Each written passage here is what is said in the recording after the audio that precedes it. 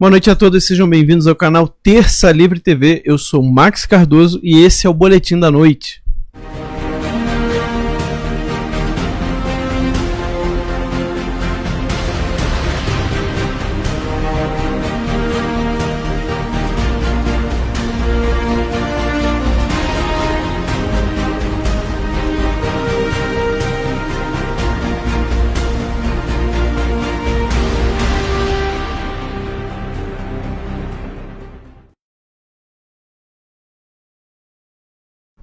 Isso aí, pessoal, estamos começando mais um Boletim da Noite. Como sempre, a gente pede para você dar aquele like aqui embaixo para que o nosso vídeo possa ter mais relevância no YouTube e também possa compartilhar o link dessa transmissão para que mais pessoas possam conhecer o nosso canal.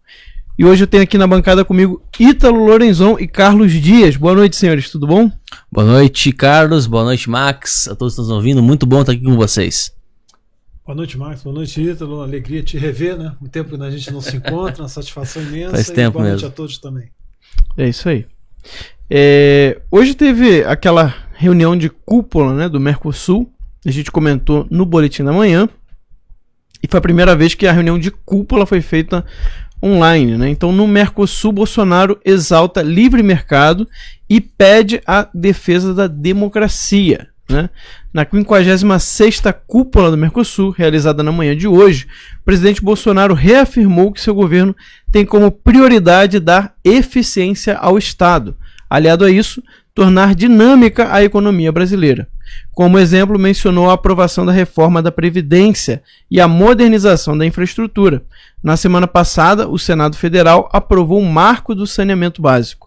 Além disso, o presidente pediu para que os líderes do bloco agilizem ainda neste semestre os acordos de livre comércio com a União Europeia e o EFTA, bloco formado por Islândia, Suíça, Noruega e Liechtenstein.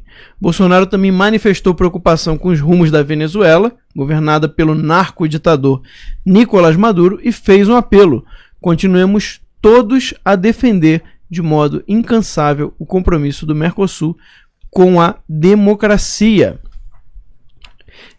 A partir de hoje, a presidência do Mercosul ficará nas mãos do presidente do Uruguai, aquele Luiz Lacalle Pou. Assim sendo, por 6 meses, ele defendeu que o bloco se aproxime dos Estados Unidos e da China, mas sem entrar em brigas comerciais. Não podemos cair na falsa dicotomia de estarmos mais perto de um ou de outro. Os países que triunfaram no desenvolvimento estavam perto dos dois, observou o presidente uruguaio. Em sintonia com o Brasil, Lacalle Pou também defendeu a ratificação dos acordos de livre comércio com a União Europeia e o EFTA, assinado pelo Mercosul no ano passado. Essa notícia é da revista Oeste. É o caso de perguntar para o presidente, né, o Lacalle, né? Uhum. Me dê exemplos. É isso aí. Me dê exemplos de partidos que se aproximaram da China e ficaram mais ricos. Me dê exemplo de países que se aproximaram da China e não se deram muito mal de alguma maneira. E me dê exemplo também de um país que se aproximou da China e a China permitiu que ele se aproximasse dos Estados Unidos. Porque a coisa dele é tentar ser, né, meio termo, né? Não, a gente tem que estar próximo dos dois. Só que o problema é que o jeito que a China é tão agressiva economicamente que ela basicamente vai dominar o teu comércio inteiro. Como aconteceu no Brasil nos governos anteriores. Que é o que a gente está sofrendo até hoje. Não, eu gostei muito foi da manifestação do presidente, falando de livre mercado, citou apenas o exemplo que pode dar da reforma da Previdência. O que não está acontecendo no Brasil, porque o Brasil, na verdade, ele vive uma grande sabotagem, né? Uhum. Então, a estrutura política brasileira, a Câmara, o Senado, os políticos de uma maneira geral, eles querem colocar o Brasil num corner e um controle que eles querem fazer daquela, vamos dizer assim, presidencialismo coalizão. Então, a grande discussão que se impõe hoje no Brasil, com a eleição do presidente Bolsonaro e esse modelo econômico que foi trazido, é a discussão sobre a permanência no subdesenvolvimento. Esse é que é o grande ponto que nós temos que discutir, porque a reforma do Estado passa exatamente para dar melhoria de qualidade das pessoas, melhoria de qualidade de vida, oportunidade, emprego, sair dessas amarras do Estado, esses impostos extorsivos, uma máquina que só funciona em proveito próprio. Então, falou da Previdência, dá uma olhadinha na Previdência, então, do funcionalismo público. Tanto da ativa quanto os aposentados, os pensionistas, enfim. Então, Exato. quer dizer, esses privilégios não foram cessados de jeito nenhum. Agora, a gente não discute o modelo econômico em cima de uma recuperação de um mercado, de uma expansão de mercado, uma possibilidade de empregabilidade, produtividade, melhoria da condição de educação. A gente discute o quê? A Bolsa A, Bolsa B, Bolsa C, apoio assistencialista. Você não trabalha uma ampliação do espectro econômico, do crescimento da renda. Você trabalha simplesmente o foco do Estado de dar assistência àqueles que eles elegem que vão precisar do Estado para mantê-los cativos nessa miséria conhecida. Então, essa discussão não foi feita no Brasil, não está sendo feita, não está sendo pautada. Isso é uma coisa que me cria grande constrangimento, porque nós vamos falar agora em processo de privatização, abertura de concessões, marco regulatório, né? Um povo que tem 56% aí do país não tem saneamento básico, 60%. Então, Exatamente. aí você diz, tá bom, vai gerar emprego, perfeito. Enfim, mas qual é o modelo de desenvolvimento que você trabalha a pessoa com a sua capacidade de elevação e busca, de fato, uma real dignidade da natureza humana? A gente não vê a economia responder isso. Não é porque a economia não responde, ela responde. Mas é a força política que não permite que essas pessoas, de fato, sejam libertadas. Só para terminar, lembra aquela questão dos níveis de classe média? A estratificação que foi feita dentro das pesquisas do Estado, manipuladas, né? Você criou o sujeito da classe C com classe média D. Classe média E. Cara, é um negócio doido, uma coisa louca.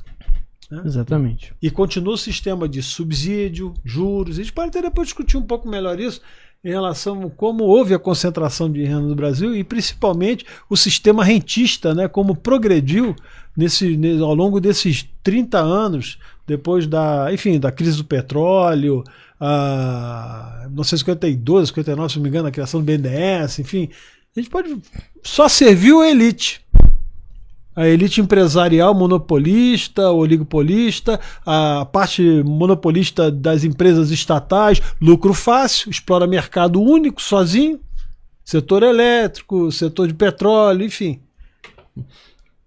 Está na hora de discutir, desamarrar o Brasil dessa estrutura. Quando o mercado não é único, sozinho, ele é controlado por agências reguladoras que mantêm o oligopólio, né? Exato. Mantém as você vê a telefonia, por exemplo, o sistema celular. Agora, é o primeiro exemplo que aparece na cabeça de qualquer um aqui, né? Exatamente.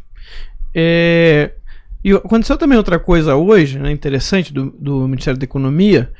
O Salim Matar, né, ele anunciou que o governo vai privatizar 12 estatais para o ano que vem, né, uma coisa que sempre foi uma crítica, né, de muitos, falando cadê as privatizações, então parece que agora elas finalmente irão chegar, né, as prometidas privatizações. O secretário de Desestatização do Ministério da Economia, Salim Matar, afirmou ontem que o governo deve privatizar 12 estatais em 2021. Segundo ele, os planos seguem o cronograma do Banco Nacional de Desenvolvimento Econômico e Social. Além disso, há a possibilidade de outras empresas serem vendidas. Contudo, isso vai depender aí da duração do isolamento social, né, da quarentena. O projeto inicial para o próximo ano inclui a privatização da Nuclebras, equipamentos pesados, Associação Brasileira Gestora de Fundos, Centrais de Abastecimento de Minas Gerais, Eletrobras, Companhia de Entrepostos e Armazéns Gerais de São Paulo, Companhia de Docas do Espírito Santo, isso já no primeiro semestre.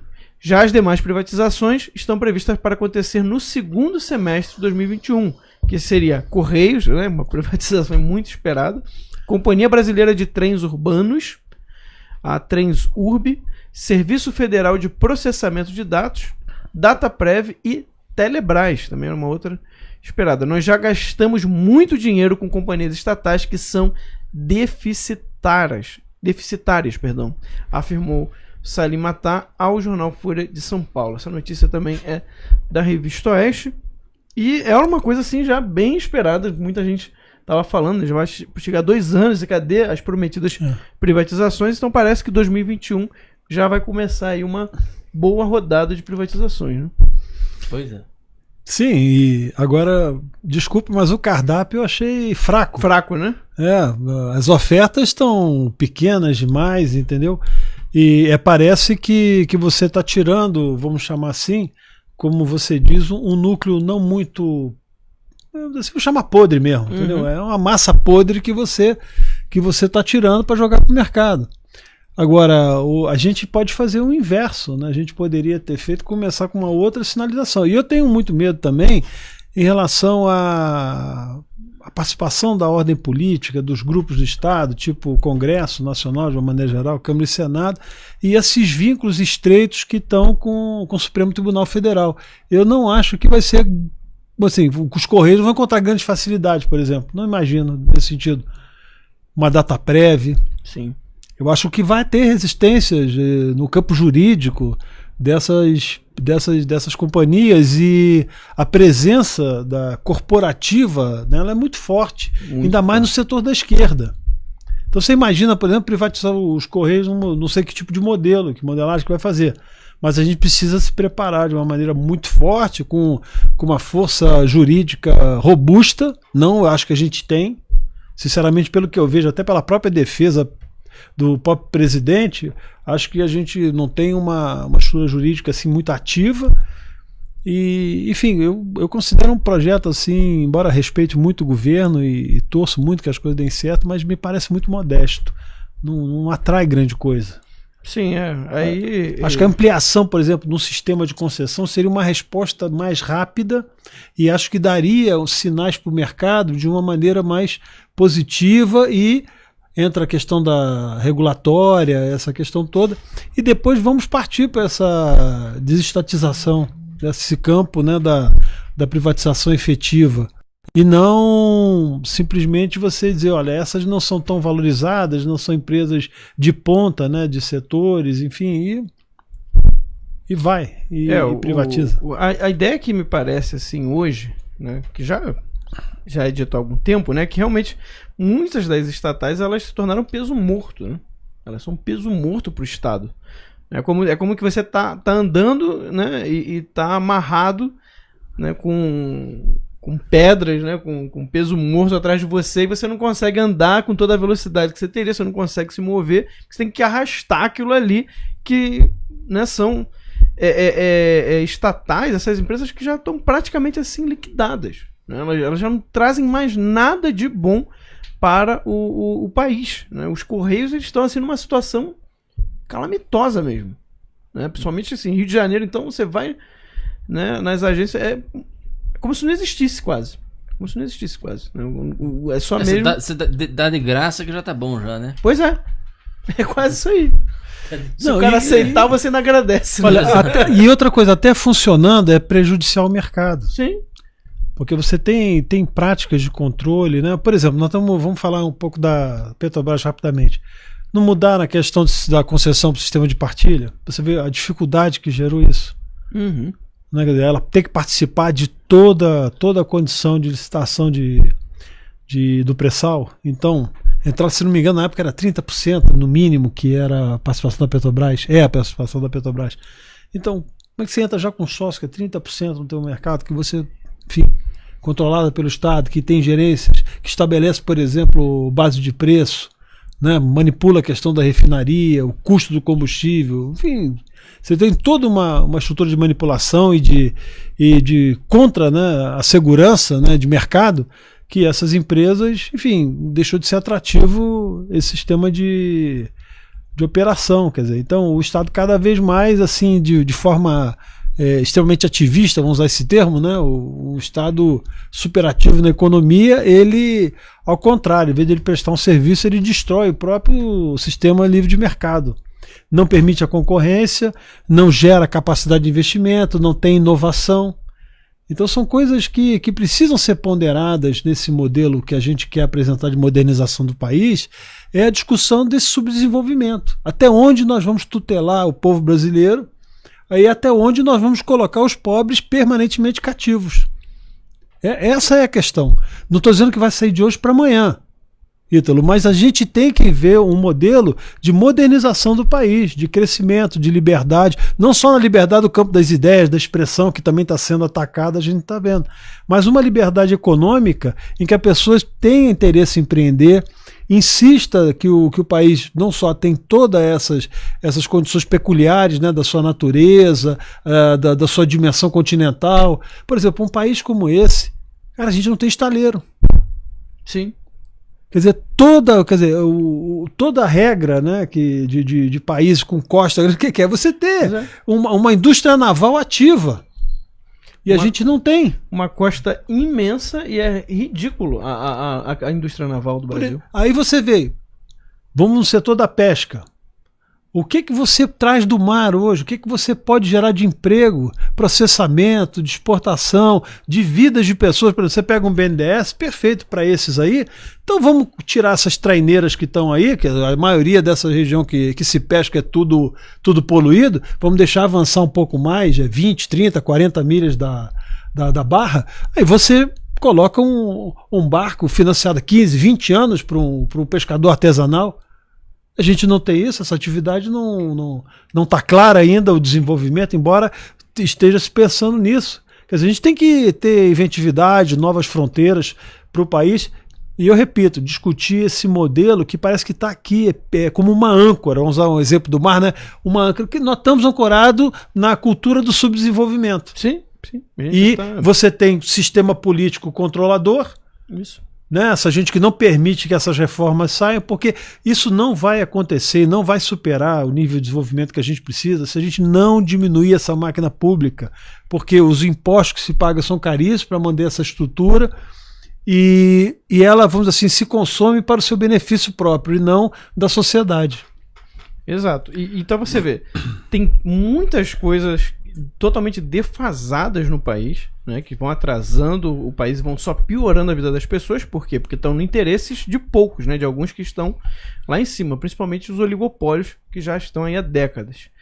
E hoje na live o Jair Bolsonaro ele anunciou uma coisa também que é histórico aqui, ó. A Caixa reduziu para 1,8% os juros do cheque especial. Lembrando que quando o Bolsonaro assumiu a presidência, os juros eram de 14%, né? Que é absurdo. É um juro absurdo. E esse juro que você está falando é de crédito, né? Utilização de crédito. O outro era o dívida para juros de dívida pública. Então, quer dizer, também impactava nessa. Você vê, os juros de crédito chegava a ser 14%. Até mais. Né? Então agora está 1,8%. Né? Isso aí permite o quê? Que as pessoas possam utilizar, né, o crédito, ou seja, você vai aquecendo a economia, o que vai ajudar nessa recuperação agora pós-quarentena, pós-isolamento social. Pois é, mas aí tem uma coisa interessante. Eu posso seguir? Diga lá. Não, por que acontece? Temos pode gerar até um impasse isso, o que eu vou dizer. Em função de todo esse gasto forçado, de maneira irresponsável, produzida pela condução que foi dada pela situação do Covid-19, você simplesmente multiplicou por 5 o déficit público, o déficit das contas públicas do país. Sim. Então, como é que você financia isso? Você financia com títulos, né, da dívida, você tirando do mercado de recursos para financiar o seu déficit, notadamente pelos bancos. Aí se pergunta, antigamente, 7,5%, 8%, 12%, 14%, não é isso? A taxa Selic vinha, agora você está com 2%. Aí o sujeito diz assim, peraí, como é que vou financiar agora um déficit de 700 bi, por exemplo, de projeção, que é o déficit esse ano, e uma taxa dessa? Um risco de um país que não faz reforma. O modelo anterior era exatamente esse. O crescimento da dívida pública, emprestar subsidiado. E não tinha essa expressão campeões nacionais, mas tinha o privilégio dos oligopólios, das indústrias, enfim, e de setores que tinham facilitação e porta aberta no BNDES. O governo se endividava, os rentistas achavam uma maravilha, os banqueiros, a dívida rolava, pagava juros, rolava a dívida principal, etc. Rolava o principal, pagava os juros, enfim. E você aprisionava a população, porque o crédito não chegava no pequeno empreendedor, no microempreendedor, na pequena e média empresa. Ou quando chegava, tinha a taxa, um prêmio alto. E a atividade econômica e a falta de liberdade econômica no país, mercado, etc., você não tinha, por exemplo, condição de tomar aquele recurso ao preço que era ofertado para você investir. Isso aí. Então, se essa lógica não mudar, e eu acho que uma coisa genial que a equipe econômica fez, o ministro Guedes, o apoio presidente, ele de ladeira abaixo colocou os juros. Mas precisava o quê? Fazer as reformas. Precisava, desde 2019, seguir a pauta que foi proposta na eleição de 2018, que não se alterou. Só que o que aconteceu? Encontrou a sabotagem real, verdadeira e objetiva do Congresso Nacional. Então nós ficamos restritos apenas à reforma da Previdência e depois contaram uma história para nós que o próximo passo era, através das casas legislativas, iniciando, por exemplo, na Câmara, a reforma tributária. E nós sabemos muito bem, o país que tem a estrutura desse tamanho, que chega, por exemplo, em termos de impostos, na faixa de 37%, 38% do PIB, não vai fazer reforma tributária que dê efeito em 3, 4 anos. Não vai. É que nem a dívida do vídeo, só quer pagar só depois de 2023, quando ele estivesse fora. O regime de recuperação fiscal dele era esse. Não cumpria absolutamente nos 4 anos dele, e o próximo governador ia assumir vamos dizer assim, a condição inicial de pagamento, como se fosse 4 anos de carência. Então nós estamos no mesmo sentido que você falar em reforma tributária agora. Não tem condição. Uhum. Não tem condição. Agora você tem que planejar, diminuir o Estado, trabalhar aquelas questões da descentralização que o presidente estava fazendo, mas para isso você precisa enxugar essa máquina pública. Enxugar e muito, né? Muito. Porque a coisa tá...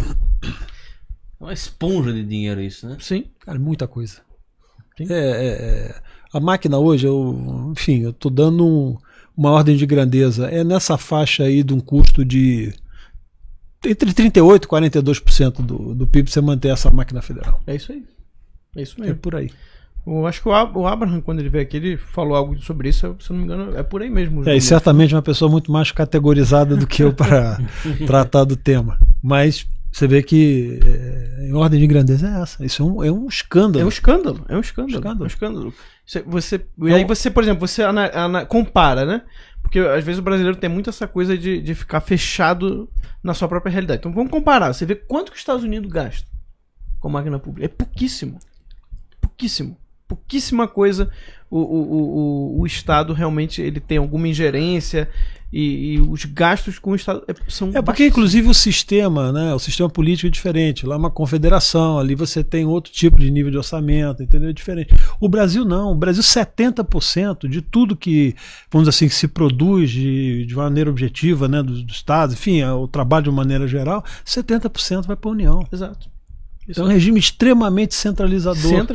E esse mesmo recurso é trabalhado por essa máquina que olha na ponta e diz assim, ó, você precisa comprar uma reta escavadeira porque aquela estrada quando chove, né, então você tem que mudar. Aí o que o município tem que fazer? Um convênio com o Ministério na União, demora 6, 8 meses para poder fazer, receber aquela verba, licitar. Então nada opera com menos de um ano. Exatamente. E você sendo otimista, né? Se fizer direitinho, porque tem um Tribunal de Contas, tem um sujeito lá na ponta que não sabe fazer o projeto. De joelhos, né? Beijando os pés para ver não se consegue nem dinheiro para pagar. Daqui a pouco, tanta passagem ele pagou, nem tem no orçamento dele passagem para Brasília. Exatamente. É isso mesmo. Então, é assim que funciona o Brasil. É assim que funciona. Né? E aí você vê, né, um Estado tão gigante, né, dominando tudo, que quer controlar cada partezinha. E aí você se espanta quando você vê, pô, parece que eu tô num regime socialista. Mas você tá mesmo. Tá no regime socialista. Você tá mesmo. É isso que eu tô falando. Acorda, é isso porque na verdade é o seguinte, é a tutela do pobre. Exato. Esse Estado é a tutela do pobre. Plantão Globo Urgente. Você está no regime socialista. Pois é. Não, e tem um dado aqui que eu vou abrandar mas não está longe, não, ele é até pior. Mas eu só vou falar assim para não as pessoas não se assustarem muito. Você sabe que entre 90, mas não tá bom falar certo, 90 a 95% dos municípios do país só consegue arrecadar, isso é dado antigo antes do Covid, tá? Porque agora certamente está chegando a 98.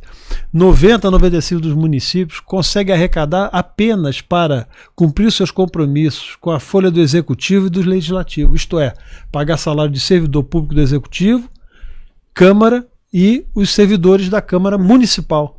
O restante é repasse de verba que precisa vir da União para tudo se empreender. Quer dizer, o imposto gerado naquela unidade federativa não roda a economia local, não permite investimento. Aliás, a capacidade de investimento é baixíssima, é quase zero. Nesses casos nem existe. E você tem cidades como São Paulo, Belo Horizonte, Rio de Janeiro, enfim, as grandes capitais, que você, de certa forma, consegue administrar melhor. Mas nem elas estão nesse nível de, vamos dizer assim, de liquidez que deveriam estar. Porque tem a Previdência em cima, muito pesada, enfim, tem gastos excessivos que tiveram. E eu não estou discutindo corrupção, não. A corrupção, ela é, vamos dizer assim, mais um plus em toda essa estrutura de dano econômico que o país sofre. Mas é gravíssima a situação do Estado brasileiro. E se a gente não olhar esse modelo de desenvolvimento, não discutir, esse é palco na Câmara. Isso é que a gente tinha que estar discutindo. Exatamente. Aí você as matérias temáticas lá dentro sobre o modelo de desenvolvimento com essa oportunidade que a gente tem. Aí você bateu num ponto que eu acho que é fundamental e que é pouquíssimo falado, né? Mesmo assim, políticos da base não comentam sobre isso, que é reforma política. Reforma política, uma reforma para desburocratizar o Estado, ou seja, e isso é uma reforma gigantesca.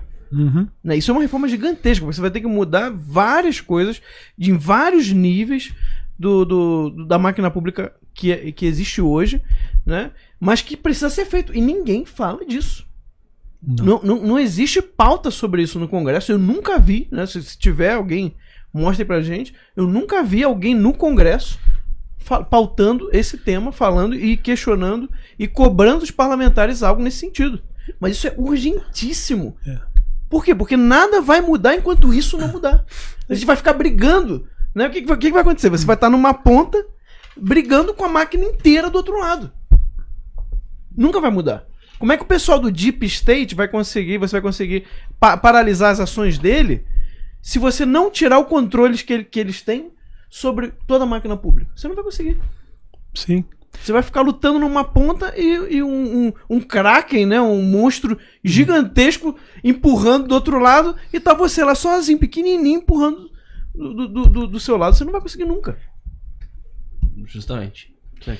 Você que tá nos assistindo aí, só um recado para vocês. Faça o seguinte, deixa o Terça Livre rodando, né? Abra duas abas no seu navegador. Um com o Terça Livre rodando com a voz e prossiga assistindo o jogo do Vasco que tá rodando agora. O pessoal tá comentando aqui. No YouTube? No YouTube, tá acompanhando no Vasco TV. Então entra lá no Vasco TV, assista o jogo do Vasco, acompanha o jogo aí do Campeonato Carioca, né? Mas continue ouvindo aqui o Terça Livre. Pega o melhor de cada um, basicamente. Não, e daqui a pouco a gente vai comentar sobre essa questão aí dos times, essa liberdade. Justamente. Que inclusive o presidente falou sobre isso na live. Exatamente. E você, que torcedor do Vasco, que tá lá, né, curtindo o lá Vasco, e aqui, né? Desculpe, pelo que eu percebi. Tá lá e aqui, justamente. Aqui, né? Chama o pessoal pra cá. Chama o pessoal pra cá Chama também. O pessoal lá pra cá. E ontem fizeram isso. Ontem fizeram campanha pro Terça Livre no jogo do Flamengo. Pois é. Então, estão fazendo também hoje. Então, vai lá, galera. Vai lá. Põe lá, Terça Livre. O pessoal botou Terça Livre até no Superchat. É Vasco? É Vasco, olha só. Tem uma coisa nessa linha que você estava falando a respeito da economia e da questão política do país. Eu acho que, assim, fazendo um retrospecto, analisando o período eleitoral, foi uma vitória fantástica, né? Todo mundo com o coração, meu Deus, como conseguimos virar a página desse governo terrível, corrupto, né? Assaltante de tantas esperanças que foi o governo do PT e de seus aliados. E aí o que acontece? De certa forma, essa alegria da vitória parece que bastou. Foi. Tipo assim, olha, ganhamos. Mas não ganhamos. A gente ganhou uma eleição. Exato. A gente não ganhou um governo. Então parece que, de certa forma, a gente com todo aquele panorama de, olha, agora nós vamos implementar nosso programa, nós ganhamos. O Guedes com aquelas, meu Deus do céu, com aquelas exposições, enfim, com aquelas aberturas, com aqueles discursos assim maravilhosos, né, de perspectivas econômicas do país, de recuperação de tudo. Esses temas foram cada vez mais sendo restringidos. E a gente não percebeu que a conversa que tinha que ter era exatamente da mudança, da reforma e do modelo, né, político-administrativo do país. Perfeito. E a gente não chegou a avançar sobre esse tema. Aí o que acontece? Criou uma barreira em função da reforma da Previdência, porque sempre foi dito, né, tira direitos, etc., essa coisa toda, o discurso da esquerda. Esse discurso da esquerda ganhou corpo bastante.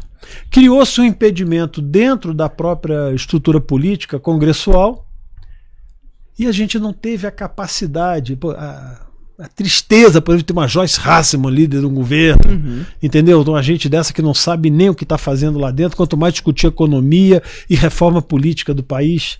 Então, quer dizer, nós tivemos, por exemplo, também articuladores de baixíssima condição, né? Não só política, mas condição técnica, e achando que pela condição do presidente e da condição do ministro, ia fluir na área política e tranquilamente, como o rio corre para o mar, então vai embora. Só que não. O pessoal preparou bem, a esquerda tem que dizer isso, eles conhecem bem a máquina pública, estão ali há 200 anos lá dentro, sabem fazer obstrução. E a gente contou com uma coisa que precisa ser dita com muita clareza, né? O cinismo das lideranças que nós elegemos que eu digo, a representação indireta do povo, né, no caso, e eles diretamente nas suas casas, na Câmara e no Senado. Nós fomos muito mal nisso. Então aqueles que pautariam as reformas fizeram o contrário, fizeram o jogo da minoria e ajudaram a esquerda a se consolidar como uma massa de oposição que não tinham. E depois arrastaram o centrão, porque o diálogo político também não foi suficiente para que, vamos dizer assim, quebrasse essas desconfianças que o sistema político tem. Porque independentemente de você não ter maioria, não significa que você vai entregar governo. Mas significa menos ainda que você não vai ter capacidade de diálogo para poder gerar os espaços necessários e dentro dos limites razoáveis da presença política que está representada. O sujeito quer levar o esgoto lá para o município, para o estado dele, o hospital, uma melhoria, por exemplo, nas questões viárias, até mesmo, por exemplo, importantíssimo, que a gente tem uma vitória imensa sobre isso, que às vezes muitas pessoas criticam, mas, por exemplo, o subsídio responsável dentro do setor agrícola, ele funciona como uma alavancagem, ele não pode ser uma muleta permanente. Mas você precisa ter programas de financiamento que sejam adequados ao produtor rural, principalmente ao pequeno e ao grande. Porque senão não tem condição de competir, porque no mundo inteiro funciona desse jeito. Sim. E muito dos problemas desse ano, né, principalmente na parte da economia, se deu por causa da quarentena, isolamento social, aí maluco, que quiseram impor no Brasil e no mundo. E aí olha só esse estudo, tá? Eu vou ler, você vai achar que a gente, provavelmente quem não viu esse estudo vai achar que a gente tá doido, né? Vai achar que isso aí é coisa desses malucos aí, teoria da conspiração, mas não é não. Essa notícia aqui é do G1, já vou falar antes já. Então é fake news? Pois é, mas tem muita gente que acha que é do blogueiro do G1. Pois é. Novo coronavírus é descoberto em amostra de esgoto de novembro de 2019. Novembro de 2019. Uma amostra do novo coronavírus. Esse mesmo aí da pandemia e da quarentena foi descoberto numa amostra do esgoto em Florianópolis de novembro de 2019, diz a Universidade Federal de Santa Catarina.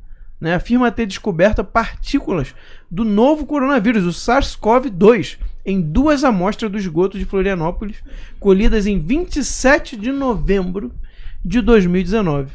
A pesquisa ainda não publicada por revista científica, que tenha como critério uma revisão por pares.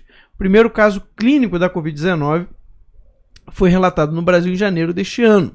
intitulado SARS-CoV-2 in Human Sewage in Santa Catarina, Brazil, November 2019. O novo estudo tem participação de pesquisadores da UFSC, a Universidade Federal de Santa Catarina, a Universidade de Burgos, da Espanha, e da Startup Biome Hub de Florianópolis. Segundo a UFSC, uma versão preliminar do artigo foi enviada na sexta-feira à plataforma MedRxiv, que reúne pesquisas ainda não divulgadas em revistas científicas. Nesse processo, cientistas normalmente anônimos e especialistas na área abordada fazem avaliação e sugerem modificações ou mesmo a rejeição do estudo. Conforme a UFSC, até o momento, a amostra coletada no esgoto de Florianópolis é a mais antiga do novo coronavírus nas Américas. Embora a primeira descrição do SARS-CoV-2 seja de 31 de dezembro de 2019, pesquisas semelhantes constataram que ele estava presente no esgoto de Wuhan, na China, em outubro, e na Itália, no início de dezembro. E eu tive uma informação que eu ainda não averiguei, então por enquanto fica como rumor, de que também teve pesquisadores na Espanha encontrando amostras de coronavírus, do novo coronavírus, em março do ano passado. Tá? Mas vamos ficar com essa aqui, que essa aqui é informação segura. Essa outra ainda tem que averiguar. Vamos ficar com essa aqui. Ou seja, coronavírus. Ítalo. Já imaginou que o Ítalo ia ficar a reação meu dele. Deus do céu. Novembro de 2019. Se isso for confirmado, o que tem que fazer com as leis de quarentena e isolamento social? O que devia ter feito logo no começo, né? Jogar tudo no lixo quando não presta porra nenhuma. Sabe? Não dá, infelizmente. Né? Vejam vocês, o que isso significa? Significa que o coronavírus já está circulando livre, leve e solto, porque não teve absolutamente nenhum tipo de restrição desde então, né? E desde pelo menos novembro, aqui no Brasil. Aparentemente, né, há a possibilidade de que na Espanha, pelo menos na Espanha, está circulando já desde março do ano passado. Um ano antes da pandemia acontecer. Cadê os milhões de mortos, né, que aconteceriam em um ano com o coronavírus circulando por aí livremente, sem nenhum tipo de restrição? Cadê, senhor Átila e Amarino? Eu tô louco pra ver a sua opinião a respeito. Tá? Não que eu leve muito em consideração, mas eu gostaria de ver o jogo retórico que ele vai inventar pra nos dizer por que, né, antigamente o coronavírus, né, de um ano atrás, não teria o efeito que o coronavírus teria a partir aí de fevereiro, março, né? É óbvio que isso é uma empulhação dos diabos, é óbvio que isso é conversa fiada, é óbvio que o nego vai inventar um negócio aí pra falar pra vocês, vai desconversar, vai chamar você de gado, vai chamar você de bolsominion e não vai responder merda nenhuma, porque não tem o que responder. Absolutamente não tem o que responder. É batom na cueca dessa gente. Não é só batom na cueca é indício, veio a puta junto e falou: o batom é meu. Entendeu? Entendeu? É nesse nível já. O batom na cueca é um indício, né? Não, a puta apareceu, tocou a campainha na tua casa, falou pra tua mulher: ó, o batom é meu. Sabe? Não tem o que fazer, não tem o que falar, meu filho. Não tem o que falar. Porra, se o vírus tá circulando há pelo menos 4 meses antes. Gente, façam as contas. Eu sei que esses 4 meses aí pareceram 20 anos. Eu também tô com essa impressão porque, porra, tá passando lento o tempo. Mas é a distância. Esses 4 meses, de novembro até fevereiro, é a distância de fevereiro até agora. Exato. Entendeu? Ou seja, se na verdade a epidemia não aconteceu em fevereiro, começou em novembro. Ao menos em novembro, vamos pegar só vendendo peixe pelo preço que eu comprei. Sim. Tá? Se ele começou ao menos em novembro, significa que ele teve todo o período que seria o nosso período de quarentena, ele teve para crescer se desenvolver e etc, e se espalhar, etc. E não teve nada, as pessoas não morreram nas ruas. Não teve carrocinha passando, recolhendo corpos da população deixados na calçada. A questão que fica é o seguinte, por quê? O que acontecia em novembro, dezembro, janeiro e fevereiro, que a partir de fevereiro virou uma chave? A resposta é a seguinte, não foi nada de origem biológica, foi algo de origem psicológica. Vocês ficaram com o cu na mão e deram a sua liberdade em troca disso. Ponto. A guerra, vem cá, vem. Ó, a Bia Kicis fez uma postagem muito infeliz, eu vou ter que passar o pito aqui publicamente, falando que o Brasil estava sendo o alvo de uma guerra biológica, por causa daquele novo vírus suíno, que já não é novo, é velho agora também. O OMS não sabe o que fala, inventa uma coisa a cada segundo, né? Não é guerra biológica, gente. Não é guerra biológica. É guerra psicológica. Eles estão fazendo isso para que você tenha medo. Para que você, em troca do medo, de algum alíviozinho do medo, você ceda a sua liberdade. É só isso. Você que usou máscara, você que fez isolamento social, você que passou álcool gel, que se lambuzou de álcool gel, tá? Tomou banho de álcool gel esses 4 meses inteiros. Você não salvou uma única vida. Eu fiz uma brincadeira há uns 2, 3 meses atrás. Foi o seguinte, foi assim, o isolamento salva vidas, talvez já seja de trânsito. Descobri que é exatamente exatamente isso. Houve uma diminuição de acidente de trânsito, uns 20% em algumas cidades grandes, né? Pois é isso. Esse é o seu mérito. Parabéns. Tá de parabéns. Mas por causa do coronavírus, você não salvou ninguém, meu filho. Ninguém. Não adiantou nada. 0, 0, 0. Você abriu mão da sua liberdade por conta de orientações vindas de uma organização que não sabe o que diz, que fala e desfala a cada meia hora. Meus parabéns. E tem uma coisa interessante que, por exemplo, em matérias de você atacar crises, você normalmente constrói o quê? Protocolos, faz um gabinete de crise. Então você se informa, pega dados, analisa, cria um sistema de informação centralizado. Isso. Chama um conjunto, né, de outros que participam. Então, comunidades científicas, institutos científicos de renome. E aí se apresenta um relatório, se mostra a evolução ou a involução da causa, mas você mostra minimamente que seja até um simples diagnóstico da que a realidade que está acontecendo. Aqui, sabe como é que foi resolvido isso? Alguém perguntou para o Supremo Tribunal Federal como é que devia fazer e ele chegou e disse que fez. Pois é.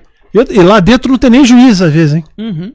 Você tem pessoas nomeadas, né, que até podem ter notório saber, que é a própria condição, mas a maioria ali foram advogados, etc. Então, enfim, eles decidiram como a coisa funciona no Brasil. O Ministério da Saúde, o ministro lá, Mandetta, né, aquele sujeito se omitiu de uma maneira vergonhosa, devia ser responsabilizado.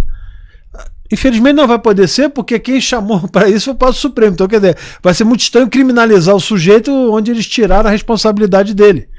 Mas, enfim, o que aconteceu? Não houve um procedimento normal e protocolos internacionais de você tratar crises. É como se você não estou querendo falar da Bia Kicis, não, mas você sofreu um ataque bacteriológico. Então tem lá um procedimento. Ó, isola a área, usa isso, não pode. É possível haver guerra biológica? Até é, mas não é esse o caso. Não, lógico que não é. Mas eu estou dando o exemplo seguinte, que tem coisas que você racionalmente entra no campo que o Ítalo coloca. Racionalmente está estruturado para você fazer. Mas assim... Só que como é psicológico, diluiu toda essa condição de racionalidade e permitiu que as pessoas ficassem com medo, acuadas, etc. Por quê? Porque foi um instrumento político. Político, totalmente político. A questão político e jurídico, né? Vamos chamar assim, quer dizer, o jurídico se Por quê? Porque sustentou no meio político. Se a gente olhar no espectro mundial, o único país, né, um dos únicos, teve poucos, mas tiveram outros também, mas um país que principalmente fez exatamente isso que você falou, o que se faz numa situação dessa? Qual é o protocolo da história humana, da ciência? O que se faz numa história dessa? Um dos únicos países que fez isso, que brigou, foi a Suíça. E tem O outra... infectologista da Suíça falou, nós estamos fazendo aqui as únicas ações que são baseadas em confirmações científicas. Porque isolamento social não tem confirmação científica nenhuma. E tem uma outra coisa, exatamente. Aí diz assim, tá bom, tomei medidas. Aí você diz, tá bom, eu vou cessar o seu direito de trabalhar, eu vou quebrar as empresas, eu vou dificultar toda a estrutura econômica. Mas onde é que está escrito isso? Não, alguém que dá uma entrevista, alguém que dá uma opinião, chega um tal do médico lá da Fiocruz, lá, infectologista, e diz assim, olha, vai ter que durar até 2022. Foi um artigo do Imperial College que eles fizeram uma projeção matemática e eles são conhecidos como errar drasticamente várias outras projeções que eles fizeram em pandemias anteriores, né? E aí por que se pegou a projeção desse pessoal que é acostumado a errar, né, violentamente? Eles causaram uma perda bilionária para o Reino Unido na época da gripe suína, porque eles fizeram o governo sacrificar milhões de suínos lá e foi à toa. Depois se demonstrou que não precisava ter sacrificado aquela quantidade e se basearam nisso para fazer toda a loucura que a gente vive hoje. O infectologista responsável, né, pelas medidas sanitárias na Suíça, ele falou, estou utilizando aquilo que sempre foi feito. Sim. Eu não tenho por que utilizar algo que não tem base científica nenhuma. O vírus é novo, a gente nem sabe como ele vai se comportar. A gente nem sabe, porque é um vírus novo. É uma projeção, né? Você pode errar, você pode acertar. Eu vou no seguro, eu vou naquilo que é seguro. Agora, quem falou isso aqui? O Osmar Terra. Sim. O Osmar Terra, que tem experiência, né, no combate da gripe suína lá no sul, né, ele falou aqui numa entrevista em março. Em março ele falou isso. Ele falou, essa história de paciente zero não é bem assim, não.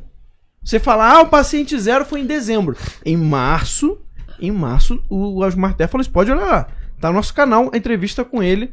Mas foi meados de março, agora não vou me lembrar a data. E aí ele falou, paciente zero não é bem assim. Se o paciente zero foi encontrado em dezembro, isso significa que o vírus já estava rodando há meses anteriores. Tá? Em março o Osmar Terra falou isso. Por quê? Porque, óbvio, a pessoa fica doente, ela vai pro médico, o médico não vai olhar para você e vai pensar assim, você tá com vírus novo.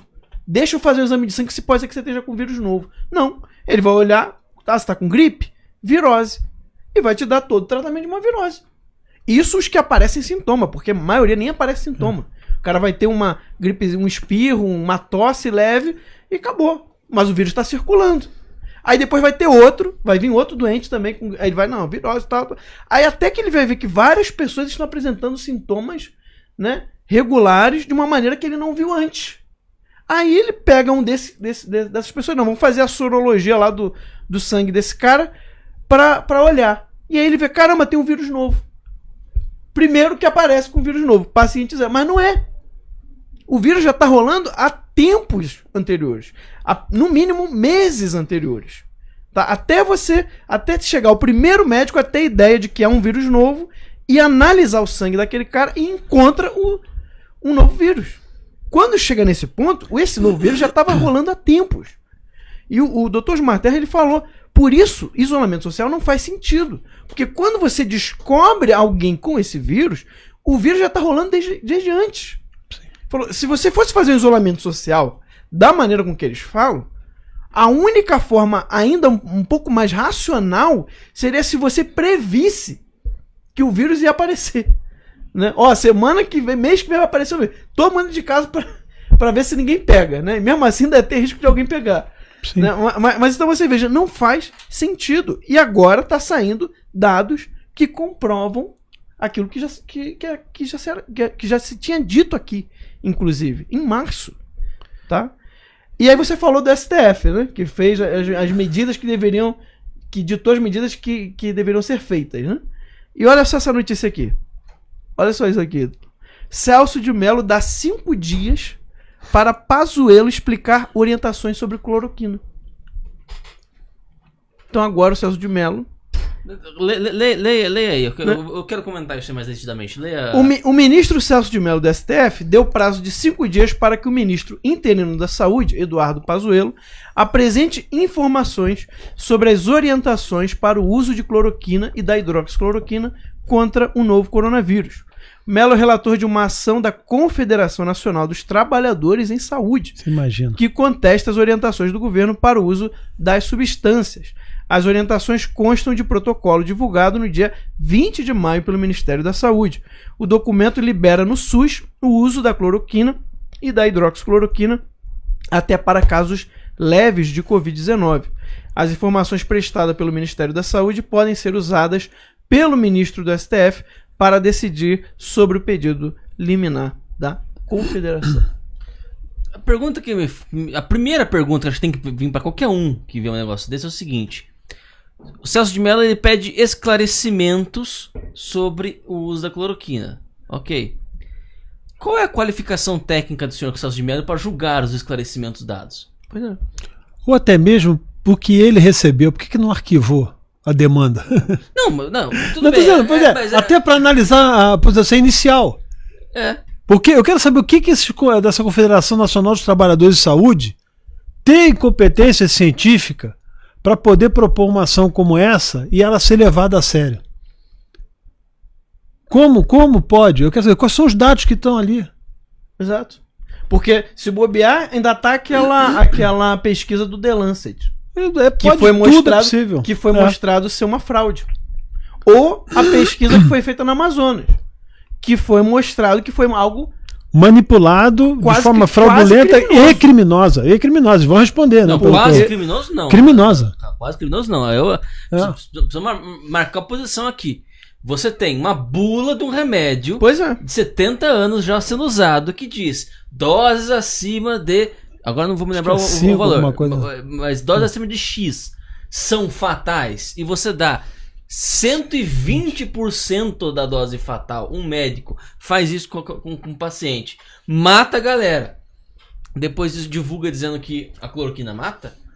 Vá merda, né? Isso aí. Isso é crime. Isso é assassinato. Não tem outra forma de escrever. Exatamente. Ninguém ali morreu por acidente. Ninguém ali morreu por uma circunstância imprevisível. Não, você deu doses fatais de uma coisa que já é arquiconhecida e, surprise, a pessoa morreu. E se você não tivesse assim, por exemplo, a Academia Nacional de Médicos Infectologistas, aí tem uma condição de representação, por exemplo, de capacidade postulatória no Supremo Tribunal Federal, entraram com uma ação, infectologista, pesquisadores. Não, tem uma Confederação Nacional de Trabalhadores da Saúde. Exatamente. Eu, por exemplo, se eu sou arrumo as macas, eu estou no sindicato. Isso aí. Dos trabalhadores de saúde, porque eu trabalho dentro de uma UPA. Exatamente. Então, de repente, o meu sindicato foi lá e resolveu propor ação. Isso aí. E isso é por isso que a gente estava falando nesse período aí da questão jurídica, econômica, etc. Você veja bem, os impactos de decisões e desses tais especialistas que tocaram a coisa da questão da saúde com uma irresponsabilidade impensável. A prudência que deveria ter um tribunal em relação a isso. E outra coisa, eliminando medidas, que a gente está falando assim, se é uma crise nacional, é natural a centralização da solução, obviamente composta com um conjunto de estados, municípios relevantes, bem mapeados, e você fazer um grande grupo, né, que trabalhasse esse gabinete de crise. Agora o sujeito diz assim, não, as medidas são de ordem de governos e dos prefeitos. 5.400 e tantos, 5.600 municípios, 26 estados mais o Distrito Federal. E o governo federal, na verdade, todos nós e o Tesouro Nacional, empurrando 700 bi de déficit. Para quê? Para nada. Não descobriu a vacina, não pesquisou, não teve... Tipo, não fez um investimento produtivo em nada. E dizer que salvou vida, mentira. Se salvou foi por acidente. Não, e outra coisa. Vocês falaram aí do que baixou 20%, né? Que é razoável, mesmo que isso tenha acontecido. Mas E quantas pessoas morreram por não ter atendimento? Porque 70% dos leitos estavam reservados para Covid, mesmo metade deles vazio. Operações eletivas, né? Pessoas tinham que Sim, fazer cirurgias tinha eletivas programadas. As cirurgias de retirada de tumores de cérebro, se eu não me engano, eram 20 mil. Exames, a pessoa... As 20 mil cirurgias foram canceladas. E aí o médico que falou, que deu a nota, ele ainda falou. E vai tudo dizer que morreu de Covid. Não, ele falou o seguinte, que é preocupante, ele é preocupante porque é a única solução para essas pessoas. Sim. Só que por causa do isolamento social e da quarentena, você não... 30 mil, né? 30 mil, eu não estou me lembrando. 30 mil cirurgias. Isso foi lá para maio. Isso foi início de maio. Você falou de cirurgia, por exemplo. E os tratamentos? As pessoas que estão efetivamente com quimioterapia, radioterapia. Não, pois é. Isso é só um dado. Você pode ter matado 30 mil pessoas ali no início de maio. Agora já é mais, né? Exatamente. Só por causa do bendito do isolamento social. E ninguém pensou nisso. Essa descentralização também, na minha opinião, foi extremamente criminosa. Fazer uma situação como essa. E uma coisa que é cruel, desculpa te interromper. Não, que é isso. Talvez uma boa parte dessas 30 mil pessoas ainda não tenham morrido, mas perderam a janela de oportunidade. Sim, claro. Sim. E cirurgia oncológica, se você deixa passar. Claro, não, é quase uma condenação. É quase uma condenação. Não, e não se fala nisso, não tem. Ninguém assume a responsabilidade, entendeu? E parece que a coisa segue de forma natural. De forma natural, não, passamos por uma pandemia, ou estamos passando, uma crise, e simplesmente idas e vindas. Você imagina em setores econômicos, setor político, o que for. Cara, a pior coisa que pode ter é você ter a incapacidade de decidir. Você não saber o que fazer. E não saber o que fazer fazendo qualquer coisa. Exemplo, hospital de campanha. Vamos comprar respiradores, vamos trazer máscara não sei da onde, vamos comprar testes. Lembra que falaram que até fazer tipo drive-thru de teste, quer dizer, em shoppings e não sei o quê. Quer dizer, compraram milhares, milhões e bilhões de vamos assim, de equipamentos, de medicamentos, de testes, produtos, etc., insumos de uma maneira geral. Fizeram outro prejuízo para o mercado. O que foi? É que, em função da demanda excessiva de remédio, geraram uma super ampliação de precificação de insumos, de medicamentos. Então você deu oportunidade, por exemplo, de não só das fraudes, do roubo, tudo, mas até de forma natural vocês ampliaram por uma exceção de demanda, um excesso de demanda, você aumentou o preço dos medicamentos e insumos. Onde entidades regulares de atendimento de saúde já têm dificuldade em comprar, perderam a condição não só até do preço, Ítalo, mas também do prazo, que antigamente você comprava por 90, por 120 dias. Está pagando à vista, cara. Porque você gerou uma pressão de demanda horrível, quer dizer, eu compro você mais alto e te pago à vista.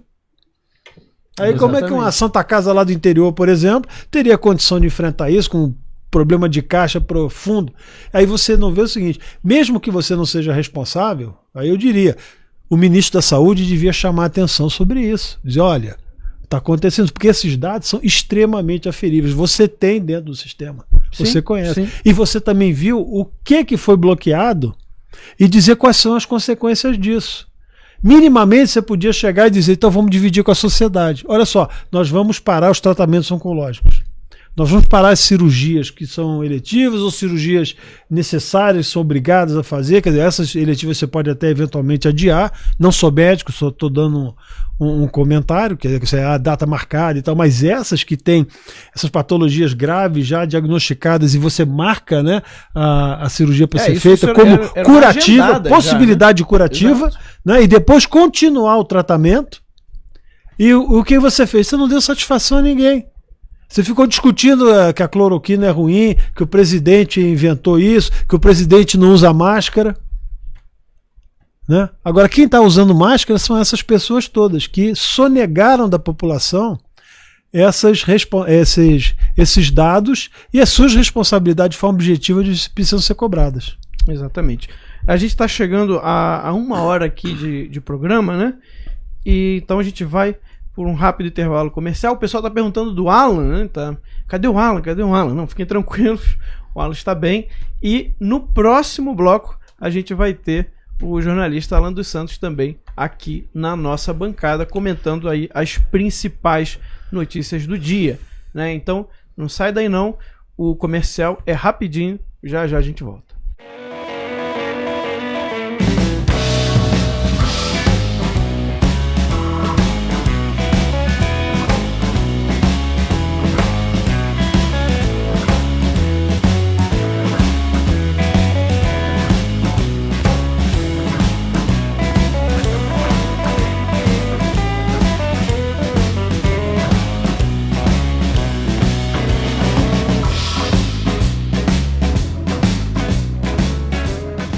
Toda empresa que precisa manter-se no mercado precisa vender um produto.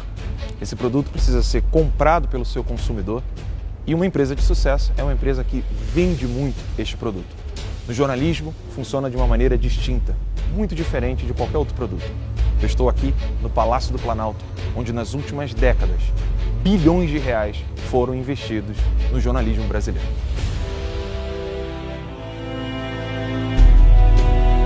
Esses bilhões de reais foram pagos pelo governo para o jornalismo.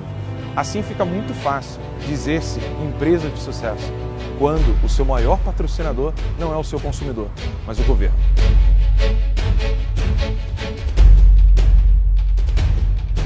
Com a certeza de que o povo está saturado de ver o jornalismo lutando contra o anseio popular, o jornalista já não tem mais noção do que está acontecendo no mundo real. São escolas sem merenda, estradas esburacadas, você não sabe mais se vai sobreviver quando sair da sua casa e voltar do seu trabalho. Nós queremos fazer um jornalismo diferente, um jornalismo que fala a verdade, que vive dela e que se mantém por ela. Por isso nós compreendemos a necessidade que você tem de ter informação de qualidade. Essa informação de qualidade precisa do seu apoio. Não deixe de colaborar ainda hoje com esta revista que pode trazer uma transformação no jornalismo brasileiro.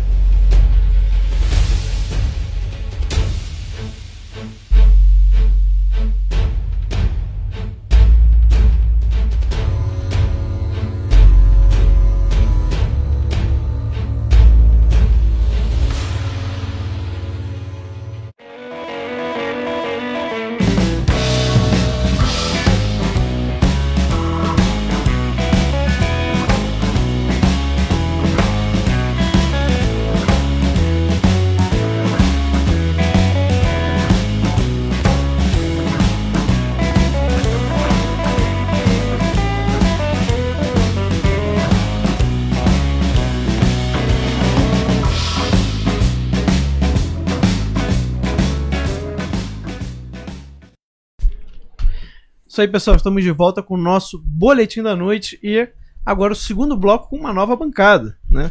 Temos aqui o jornalista Alan dos Santos e Paulo Enéas. Boa noite, senhores, tudo bom?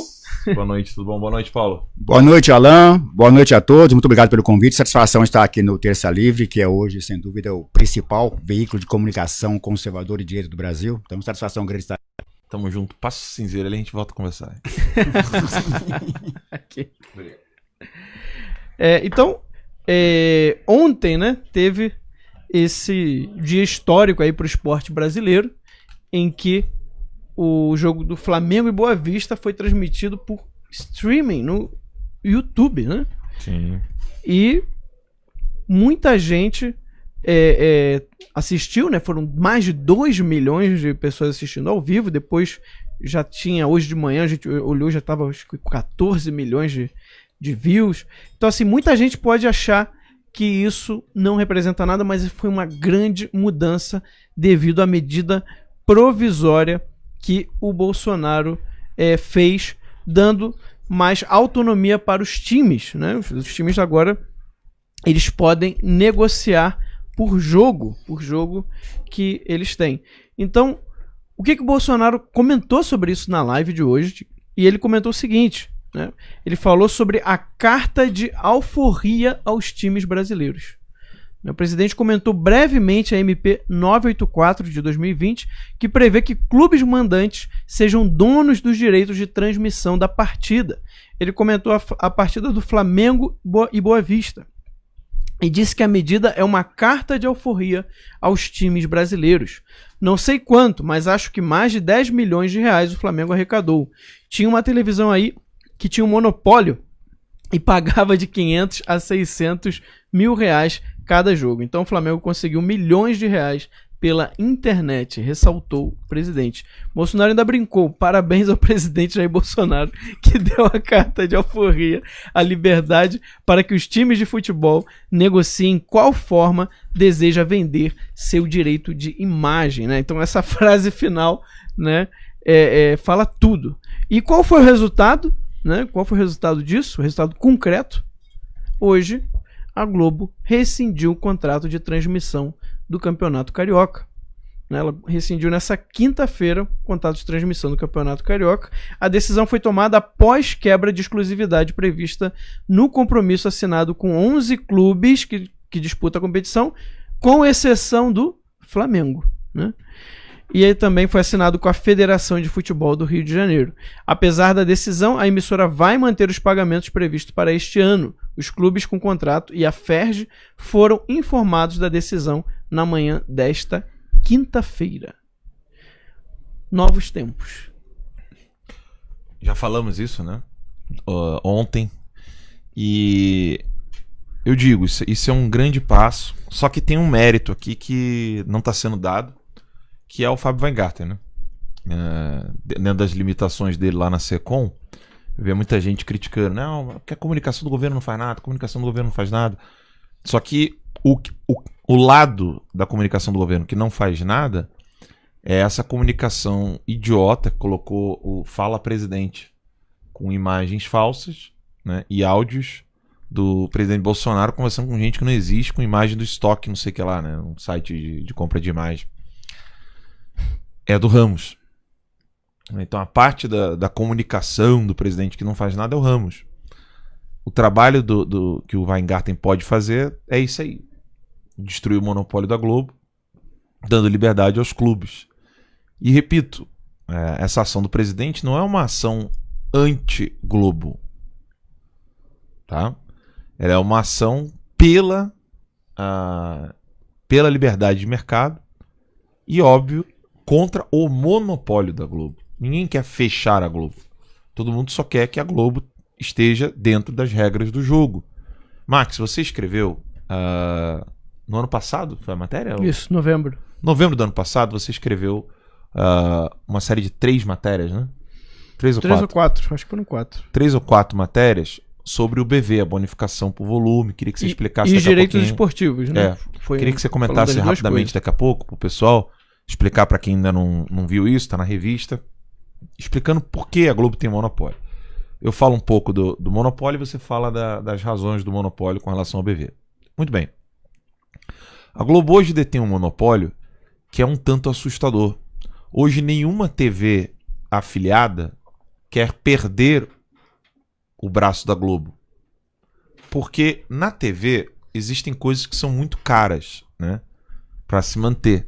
Então você tem que ter uma câmera muito boa, você tem que ter um estúdio muito bom, você tem que ter teleprompter, você tem que ter maquiador, você tem que ter diretor de programa, diretor de conteúdo, diretor de redação. Isso para um programa assim, tipo culinária. Você tem um programa de culinária, você precisa de ter um staff, não, como é que fala staff em português mesmo? Um time, equipe? Tem outro nome, né? Mas... É porque agora também tô com o staff na cabeça. Você tem que ter uma equipe ali numerosa. E o salário dessa equipe no mercado nunca foi baixo. Nunca. Né? Então isso custa muito dinheiro. E aí, como é que você vai pagar isso aí? Tecnicamente falando, paga-se com a publicidade. Né? Só que não. Uma rádio local, ela não vive de publicidade. Você não consegue manter um programa de rádio local com publicidade, único e exclusivamente. Imagine uma TV local. Não tem como, é impossível. Então, esse problema da TV hoje, ele precisa ser solucionado o quanto antes. E aqui eu quero divagar um pouco aqui e pedir desculpa pela minha resposta prolixa. Existiu toda uma campanha pelo menos no Brasil, para poder acabar com o dinheiro da publicidade como fonte de financiamento das TVs e rádios do Brasil. Como que eles fizeram isso? Quem não é tão novo vai lembrar que você tinha propaganda de brinquedos infantis, cerveja, pasta de dente, Até de cigarro. carros Até de cigarro. e de cigarro.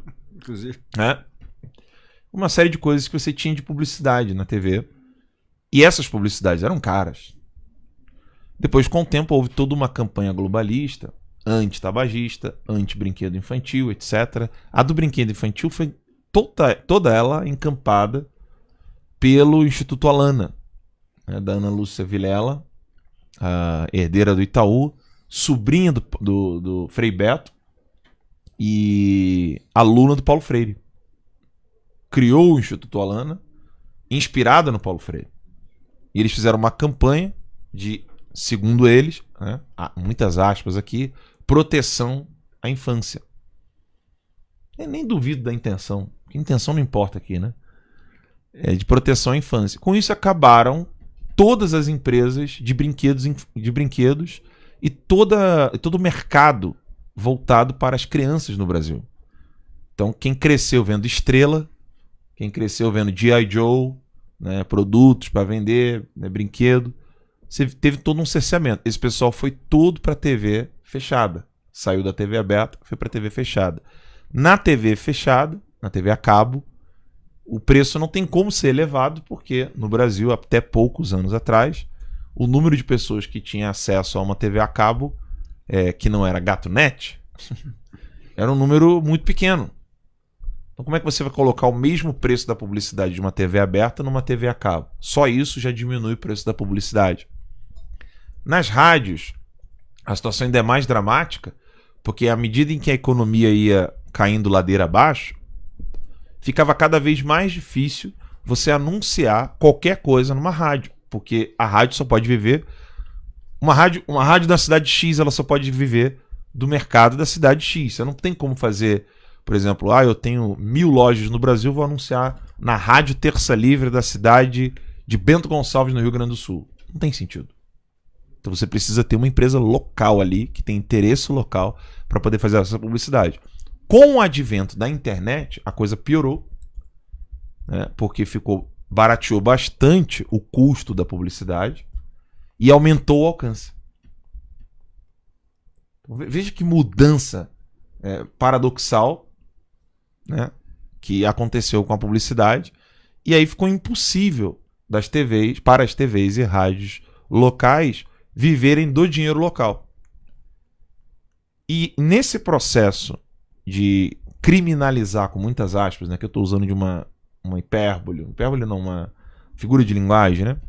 Nesse processo de criminalizar certos produtos, como cigarro, carro, cerveja, etc., você teve um escoamento para o anúncio digital, que nós ainda estamos nesse processo. O anúncio digital, ele é 1000 vezes mais barato e tem 1000 vezes mais alcance. Então você gasta muito menos para alcançar muito mais. E a desproporção aqui, ela é enorme. E aí, nesse processo, entraram os conluios com os políticos. Então, contratos com secretarias municipais e estaduais, secretaria de comunicação, né? Então, contratos com municípios e estados e até contratos federais foram crescendo no período do PT. Então, quisera eu agora ter um gráfico aqui para mostrar para as pessoas o que eu estou falando, que visivelmente isso é meio assustador. Você tem a queda da publicidade na TV aberta, diminuindo o valor na publicidade da TV fechada. Você tem quase que uma demonizaram, né? Criminalizaram, com muitas aspas aqui, não estou falando de Código Penal, tá, gente? Mas, meio que criminalizaram a propaganda do cigarro, a propaganda dos carros, cerveja, etc. E aí você tem um escoamento da internet e um aumento das publicidades provenientes de órgãos governamentais, municipais, estaduais ou federais. Tudo isso fez com que a imprensa ficasse absolutamente calada, porque a grana estava vindo. E aí, de onde vem, então, o dinheiro hoje da grande mídia? Não é proveniente da sua audiência. Não adianta você ter um programa de audiência para que você possa cobrar mais caro da sua publicidade e assim você ampliar os horizontes e ampliar o trabalho que você está fazendo no seu meio de comunicação. Por quê?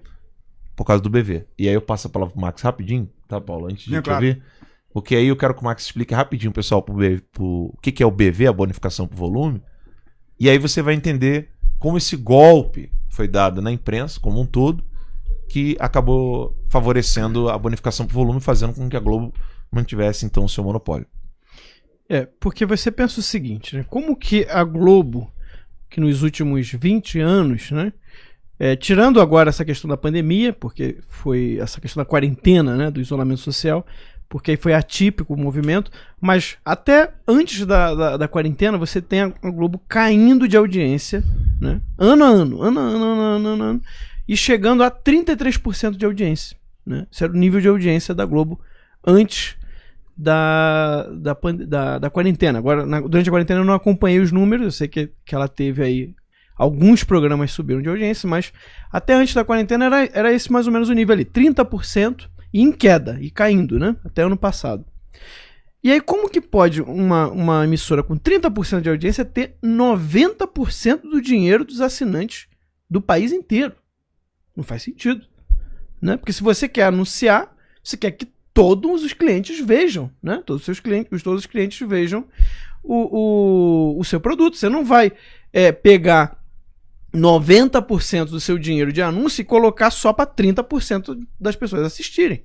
Porque aí você está alijando 70% do seu público, né? 70% de potenciais compradores não vão assistir o seu comercial. Então é uma coisa que não faz sentido. Então por que isso acontece?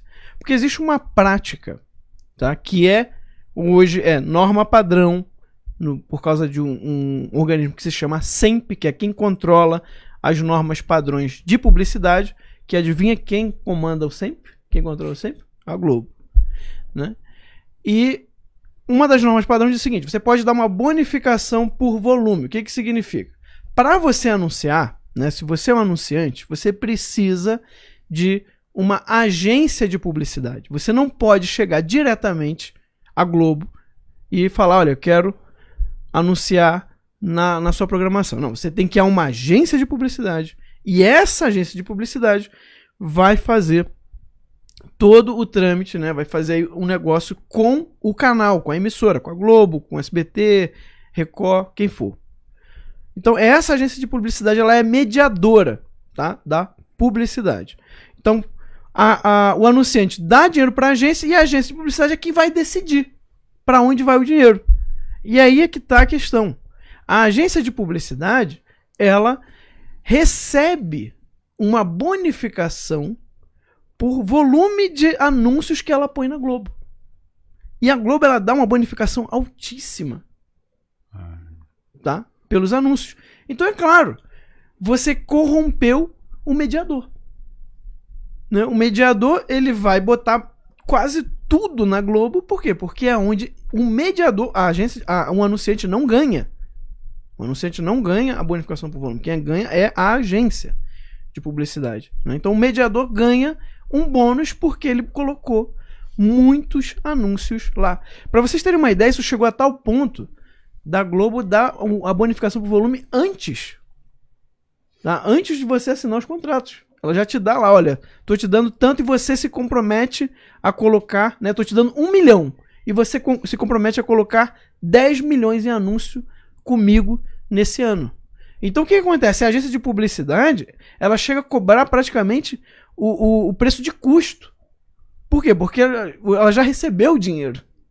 Ela já recebeu o dinheiro. O anunciante ela paga até menos, porque ela já recebeu aquele dinheiro. Então é claro, você criou um esquema em que a maior parte, 90% dos anúncios vão para a Globo. Por quê? Porque a agência ela está de olho na bonificação por volume, que muitas vezes ela já ganhou anteriormente. Isso, no resto do mundo, é uma prática conhecida como kickback e é considerada crime. Tá? É considerada crime no resto do mundo. Por que aqui não dá para transformar isso em crime? Porque na época do PT, né, do governo Lula, teve uma lei que permitiu, que legalizou a bonificação por volume. Né? Então você não consegue hoje, enquanto não derrubar essa lei, que agora eu não vou me lembrar, mas está lá na edição da revista, das nossas revistas, em novembro, tudo isso que eu estou explicando, até com mais detalhes e dados, tá? Com os números certinhos, gráficos, para vocês acompanharem. Então o que acontece? Essa prática kickback, que é crime nos outros países, aqui existe até uma lei que permite que isso seja feito. Né? Então, uma das primeiras coisas para você derrubar o BV seria derrubar essa lei. Tá? Então, o que acontece? Só para vocês entenderem, só para ficar mais gráfico ainda. Né? Por que essa lei, por que o kickback, essa prática, se tornou crime nos Estados Unidos? Por causa de uma coisa que começou a acontecer lá. Os médicos ganhavam bonificação da farmácia. Tá? Então, põe a câmera aqui nos três. Põe a câmera aqui nos três. Então, é como se fosse assim. Né? O Alan é a farmácia. Né? É a indústria farmacêutica. E aí você fala assim pra mim, olha, se você vender tantos remédios que eu tô produzindo, né? O Alan me dá lá, eu te pago uma comissão, te pago 10 mil reais, uma bonificação por você ter vendido. E aí você tá doente, né? O Paulo Ernesto vem, e aí, ó, eu tô com gripe. Aí eu falei, toma esse remédio aqui. Mas o remédio não era pra gripe. Mas por quê? Porque o médico estava de olho na bonificação que ele ia ganhar da indústria farmacêutica. Isso é uma corrupção absurda.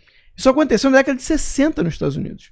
Mas aconteceu assim no nível tão grande que começaram a milhares de pessoas morrer.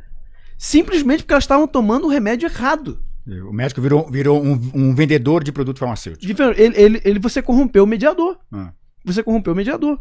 Então ele já não vê o melhor do paciente. Assim como as agências de publicidade já não verem o melhor dos anunciantes. Elas estão de olho, na verdade, na bonificação que elas vão ganhar. Que é maior com a Globo. Que é muito maior que com a Globo. Muitas vezes é até anterior à própria prestação de serviço. Né? Então, isso nos Estados Unidos, na Inglaterra já era criminalizado há muito tempo. Né? Porque lá sempre tem essa questão de comércio questão das navegações, né? Então eles já perceberam essa prática de kickback já muito antes que a maioria dos outros países. E aqui, infelizmente, é permitido. Então, com esse esquema, a Globo dá uma bonificação grande, e aí você pensa, pô, mas como é que ela consegue pagar tanto dinheiro para como é que ela consegue pagar tanto dinheiro para as agências de publicidade? Com o Clube dos 13, lembra do Clube dos 13? Vocês lembram do Clube dos 13?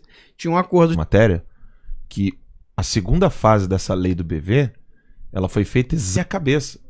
Foi a própria ministra do TCU, na mãe do Eduardo Campos. Exatamente. Ela fez um parecer... do Lula. Exato. Um ano antes.